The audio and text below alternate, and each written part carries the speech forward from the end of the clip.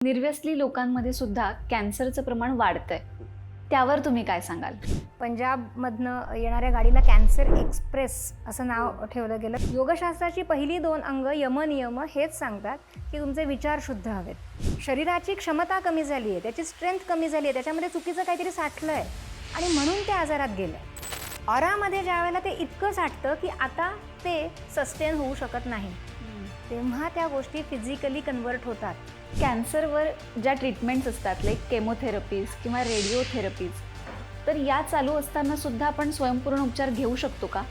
एक आजार कसाला काय, 2 आजार असले का 10 आजार असले का उपचार घेऊ शकतो का? ते 100% घेऊ शकतो. कारण आपण मूळच सप्तचक्रांवरती आणि पंचतत्वांवरती काम. सेम टाइम ज्या वेळेला मेडिकल रिपोर्ट्स येतात ना, ते देखील हे सिद्ध करतात की ऑरामध्ये झालेले बदल कागदावर देखील उमटतात. त्यामुळे स्वयंपूर्ण उपचार घ्यायला सुरुवात केल्यानंतर कॅन्सरसारख्या आजारामध्ये देखील उत्तम परिणाम आपल्याला बघायला मिळालेले आहेत. मॅम, तसा काही अनुभव तुम्ही आमच्यासोबत शेअर करू शकाल का? गोव्यातला एक पेशंट आहेत आनंदी चारी म्हणून, त्यांचा अनुभव आपण बघूया. नक्कीच.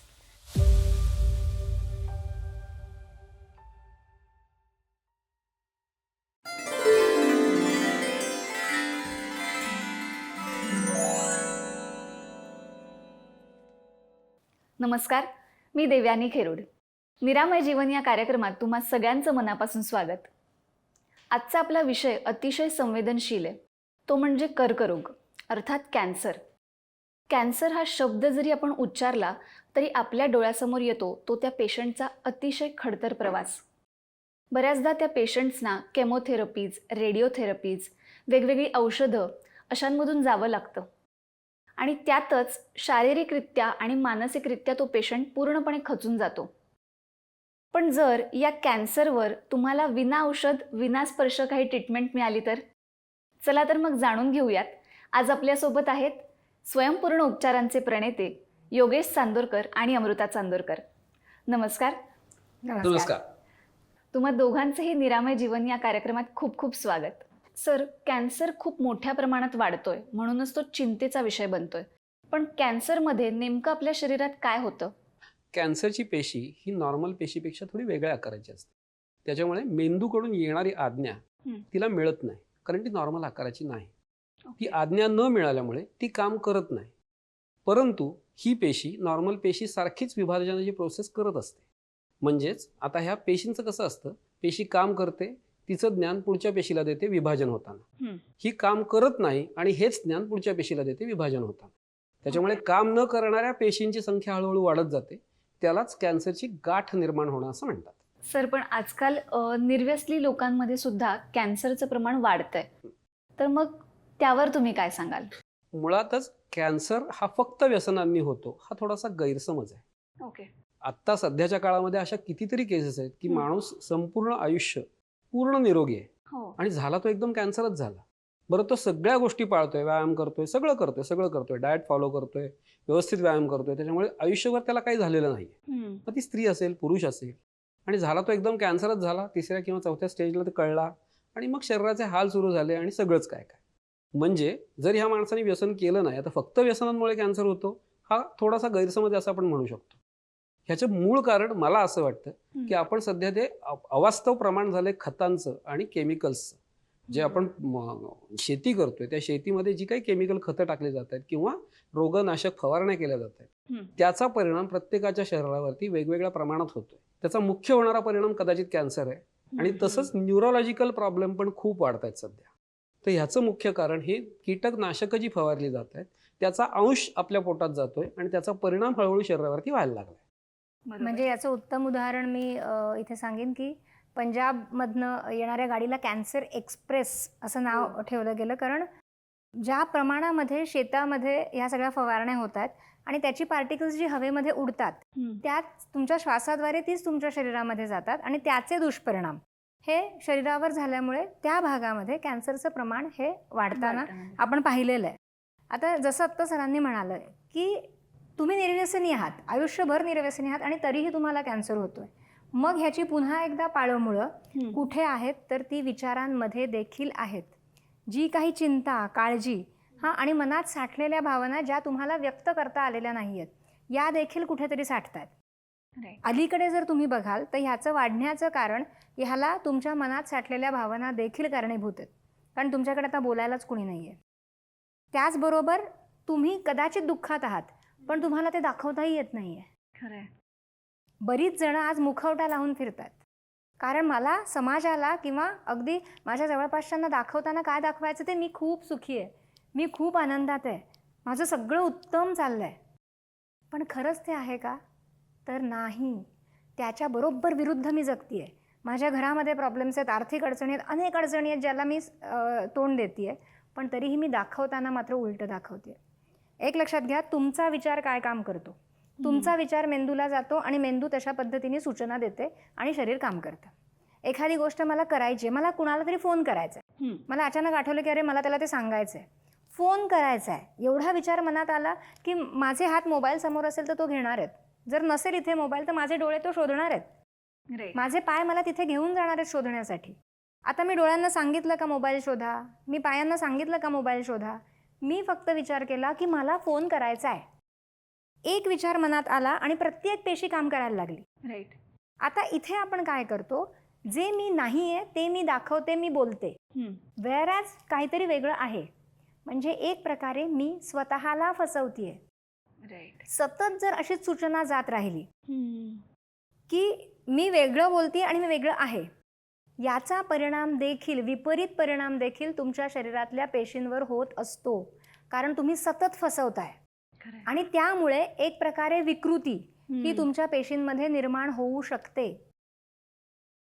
जे आपण सांगतो की स्वयंपूर्ण उपचार हे योगशास्त्र आणि निसर्गोपचारावरती अवलंबून आहेत.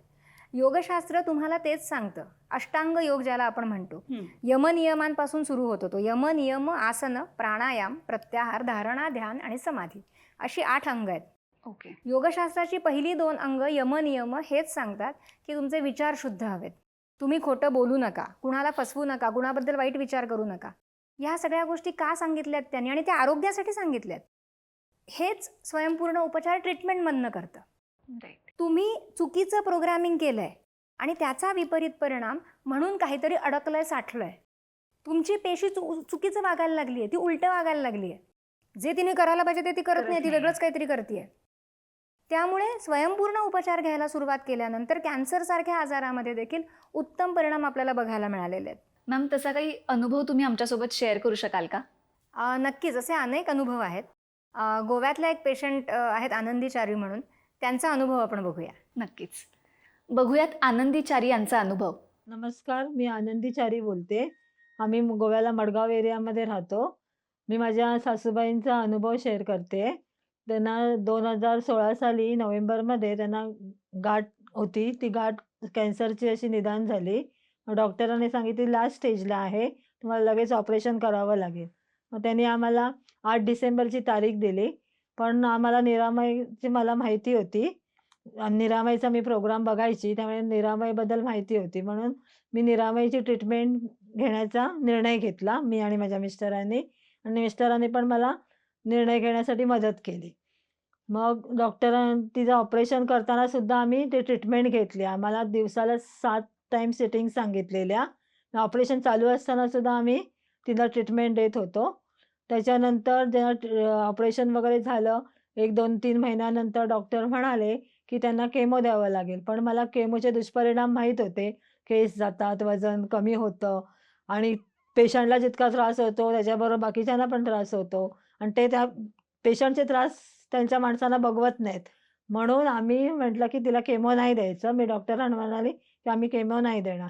म्हणून आम्ही निरामयची ट्रीटमेंट 2 महिने कंटिन्यू चालू ठेवली आणि त्याचा आम्हाला पॉझिटिव्ह रिझल्ट मिळाला. सध्या त्या कॅन्सरमुक्त आहेत आणि व्यवस्थित आहेत, स्वतःची कामं स्वतः करतात त्या या वयात सुद्धा. म्हणजे निरामयची ट्रीटमेंट घेऊन सुद्धा केमो आपण थांबवू शकतो असं मला वाटतं.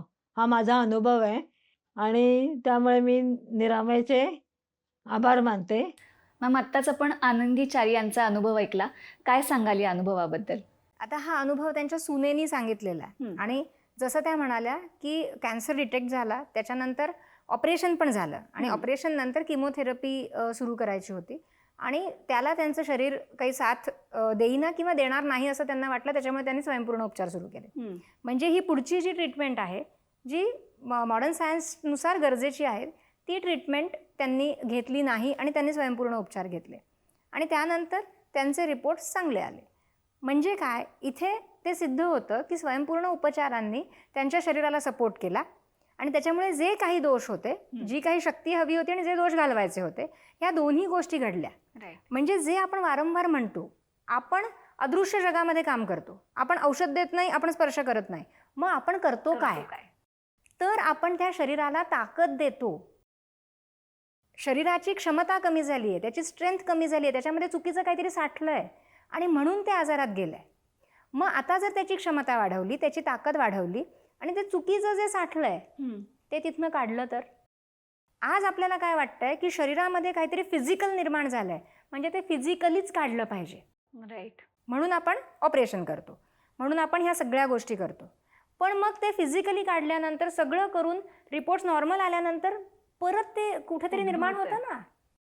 म्हणजे त्याचा रिकरन्स हा अनेक वेळेला अनेक पेशंटमध्ये आपण बघतो. याचा अर्थ काय, तर त्याची पाळंमुळं शिल्लक आहेत. मग ती पाळंमुळं कुठे आहेत?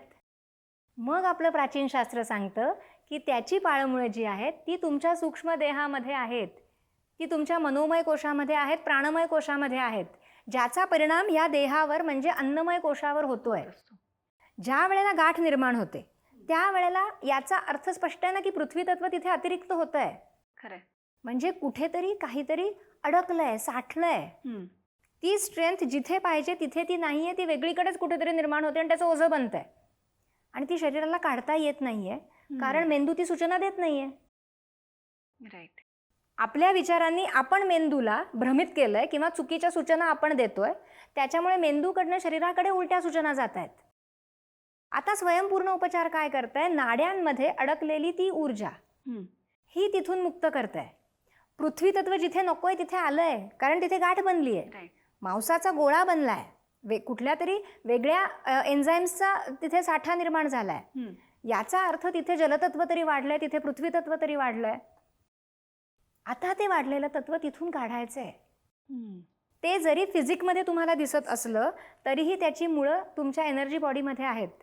जे आपण वारंवार सांगतो की कुठलाही आजार एका दिवसात निर्माण होत नाही, तो आधी साठतोय. तुमचा जो ऑरा आहे ना, ते एक प्रकारे तुमचं शिल्ड आहे. राईट. ते काय करतंय, ते तुम्हाला सपोर्ट करते किंवा तुम्हाला ते कुठल्याही दोषांपासून लांब ठेवतंय. ते तिथे थोपवून धरतंय, तुमच्या शरीरापर्यंत काही येऊ देत नाहीये. त्यामुळे तिथे ते जेव्हा साठतंय तेव्हा तुम्हाला शरीराला काही फरक पडत नाहीये त्याचा, ते तिथे साठतंय. पण त्याचे काहीतरी सिम्पटम्स म्हणजे काय, तर थकवा येणं किंवा शरीरामध्ये मनामध्ये काहीतरी तुम्हाला जडत्व वाटणं, नकोसं वाटणं, अशा गोष्टी तुम्हाला जाणवत असतात, ज्या तुम्ही इग्नोर करत असता. ऑरामध्ये ज्या वेळेला ते इतकं साठतं की आता ते सस्टेन होऊ शकत नाही, तेव्हा त्या गोष्टी फिजिकली कन्वर्ट होतात. जेव्हा ते ऑरा सहन करू शकत नाही तेव्हा ते शरीरामध्ये निर्माण होतात आणि मगच ते आपल्याला रिपोर्ट्समध्ये दिसतात. बरोबर. मॅम, आपण कॅन्सरबद्दल अजून चर्चा करणार आहोत, पण इथे वेळ झाली एका छोट्याशा ब्रेकची. कुठेही जाऊ नका, पाहत रहा निरामय जीवन.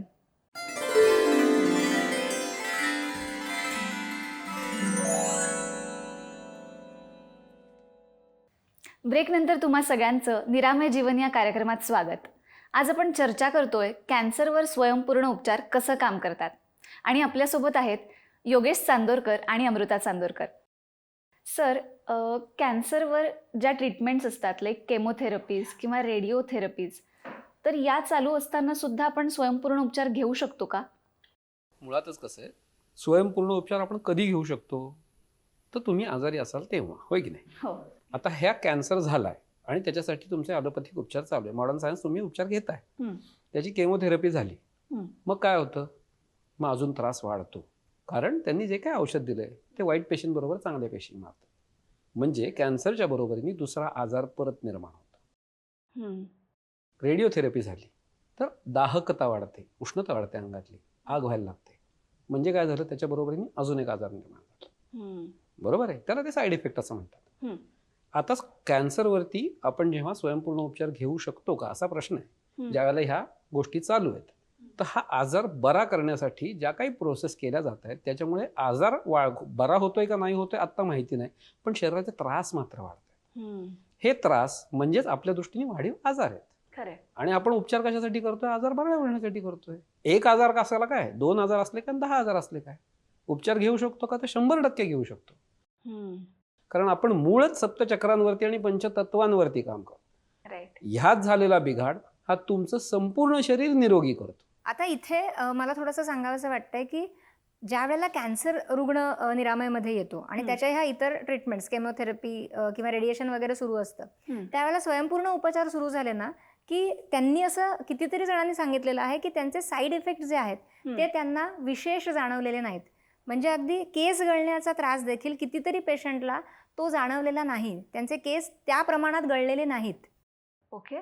आणि त्यामुळे जेव्हा कॅन्सर पेशंटला कळतो अदरवाईज हो. की याच्या ट्रीटमेंट सुरू आहेत आणि ह्याला कॅन्सर झालेला आहे, तर त्यांनी खूप आनंदाने निरामयमध्ये हे शेअर केलं आहे की लोकांना जाणवत नाही की आम्हाला कॅन्सर झालं आहे. आणि ज्यांना माहिती आहे ते पण अगदी आश्चर्यचकित होऊन आम्हाला विचारतात की मग तुम्हाला साईड इफेक्ट्स होत नाहीत का? कारण स्वयंपूर्ण उपचाराने त्यांची ताकद वाढते. त्याच्यामुळे जी ट्रीटमेंट सुरू आहे इतरही त्याचे परिणाम त्यांना मिळतात आणि दुष्परिणाम हे कमी होतात, कारण त्यांची ताकद वाढलेली असल्यामुळे आणि स्वयंपूर्ण उपचारांमध्ये ते पण रिलीज होत असल्यामुळे त्यांना त्याचा फायदाच मिळतो. मला इथे केमोथेरपी सुरू असताना एक पेशंट आपल्याकडे आले होते आणि आता जसे आपण ऑराचे फोटो घेतो, त्यांना त्याचे रिपोर्ट्स देतो, तसा तो रिपोर्ट त्यावेळेला आपण घेतला होता. आणि त्यानंतर ट्रीटमेंट सुरू झाल्यानंतर साधारण एक 15 दिवसांनंतर, म्हणजे 3 आठवड्यांनंतर पुन्हा रिपोर्ट घेतला होता. तर तो मला इथे दाखवायचा की ऑरा हा कसा दिसतो. जेव्हा दुष्परिणाम होत असतात तेव्हा ऑरा कसा दिसतो आणि निरामयाचे स्वयंपूर्ण उपचार सुरू झाल्यानंतर त्याच्यामध्ये कसा फरक पडतो. तर हा फोटो, हे 2 फोटो आपण प्रेक्षकांना दाखवूया. निश्चितच. आता इथे जर तुम्ही बघितलं तर हा पहिला फोटो आहे जेव्हा त्या आल्या आणि ट्रीटमेंट तेव्हा सुरू झालेली नव्हती, त्याच्यानंतर ट्रीटमेंट सुरू झाली. राईट. तर यांच्या ऑरामध्ये जर तुम्ही बघाल तर हा पिवळा रंग, जे आपण म्हणालो अग्नितत्वाचा रंग आहे, तो पूर्णपणे साठलेला दिसतोय तुम्हाला. याचाच अर्थ शरीरातली ती दाहकता वाढलेली आहे, त्यांना त्रास होतोय. शरीरावरती देखील फ्लोईंग एनर्जी नाही आहे, अडकलेली एनर्जी आहे, एक पोकळी आहे आणि त्याच्यामुळे तिथे ती ऊर्जा वाहत नाही आहे, ती अडकून राहिलेली आहे. त्याचे परिणाम शरीरावरती निरनिराळे जाणवत असतात. म्हणजे कुठे पेन असतं, ताकद पूर्णपणे संपलेली असते, पृथ्वी तत्व ज्या प्रमाणामध्ये हवं आहे ते नाही आहे, तिथे ते दिसतच नाही आहे. म्हणजे अंग दुखत असणार आहेत, सगळे हाडं सांधे दुखत असणार आहेत आणि ताकद पूर्णपणे गेलेली आहे. जर तुम्ही ऑब्झर्व कराल तर आज्ञाचक्राच्या जागी म्हणजे कपाळावरती, कंठस्थानी इथे खूप गोष्टी अडकल्यासारख्या जाणवतात. म्हणजे एक काय म्हणूया, चिंता, काळजी, स्ट्रेस हा इथे जाणवतो. आणि सप्रेशन्स, विशुद्ध चक्र, इथे सगळी सप्रेशन्स साठत असतात. ही जी काही एनर्जी आहे ही अशा प्रकारची एनर्जी ह्यांच्या ह्या पहिल्या ऑराच्या फोटोमध्ये जाणवते. आणि हा जो दुसरा ऑरा आहे जो साधारणपणे 3 आठवड्यांनी घेतलेला आहे, याच्यामध्ये त्यांनी नियमित ट्रीटमेंट घेतलेली आहे, स्वयंपूर्ण उपचार. आणि त्याच्यानंतर त्यांच्या ऑरामध्ये झालेले बदल, वेरच त्यांच्या मॉडर्न सायन्स ॲलोपॅथिक ट्रीटमेंट सुरू आहेत, पण ॲड काय झालं तर स्वयंपूर्ण उपचार ॲड झाले. आणि इथे ती दाहकता बघा तुम्हाला कमी झालेली दिसते. तो पिवळा रंग इथे तेवढ्या प्रमाणात दिसत नाही आहे. एनर्जी लेवलला तो कमी झाला, याचाच अर्थ शरीरामध्ये देखील ती उष्णता कमी झाली आहे. जर कुठे टोचणं बोचणं असेल, दाह असेल तर तो कमी झाला आहे. स्ट्रेंथ वाढायला लागली आहे त्यांची, त्यांचे विचार देखील शांत व्हायला लागले. सो या सगळ्या गोष्टी या ऑरामध्ये आपण पाहू शकतो. आणि जेव्हा रुग्ण येतो तेव्हा तो स्वतः सांगतोच त्याला काय फरक पडतोय ते. आत्तापर्यंत आपण हे फक्त प्रेक्षकांना सांगत होतो की हे आम्ही चेक करतो आमच्या ऑराने, हा, आणि त्याच्यामध्ये जे दोष आहेत ते आम्ही काढत असतो. त्याचा ऑरा आमच्या ऑराने आम्ही स्वच्छ करतो. ट्रीटमेंट म्हणजे काय, तर ऑराचं क्लिन्झिंग आणि एनर्जायझिंग. पण आता ऑराच्या रिपोर्टमुळे आपण हे दाखवू शकतोय. सेम टाइम ज्या वेळेला मेडिकल रिपोर्ट्स येतात ना, ते देखील हे सिद्ध करतात की ऑरामध्ये झालेले बदल कागदावर देखील उमटतात. रुग्ण जरी समजा येऊ शकत नसेल, तो हॉस्पिटलाइज्ड असेल, तर तिथूनही तो ट्रीटमेंट घेऊ शकतो. किंवा त्याचे रिलेटिव्ह, डिपेंडंट ब्लड रिलेटिव्ह त्याच्यासाठी स्वयंपूर्ण उपचार घेऊ शकतात. म्हणजे त्या रिलेटिव्हच्या मार्फत आपण त्या रुग्णाला ही ताकद पुरवू शकतो.